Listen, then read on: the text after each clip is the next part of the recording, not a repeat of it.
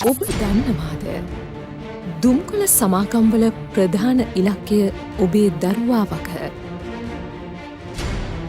අපේ රටේ දරුවන් සහ තරුණයන් දුම්කොළ කර්මාන්තයේ කූට උපක්‍රමවලින් ආරක්ෂා කර ගැනීමට නම් ඔබත් මෙම වීඩියෝවෙන් නරඹන්න. ඔබේ දරුවන් සිගරට් බීමට හුරු කරවන දුම්කොළ සමාගමේ කූට උපක්‍රම පිළිබඳව දැන් අපි බලමු.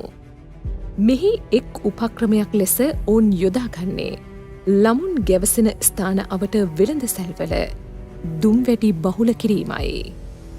ඇඩික් ආයතනය සිදු කළ අධ්‍යයනයකට අනුව දිස්ත්‍රික්ක 7ක පාසල් 34ක් ඇතුළත විනාඩි 3ක ඇවිදින දුරක දුම් වැටි අලෙවි කරන ස්ථාන 74ක් ඇති බව අනාවරණය වුණා.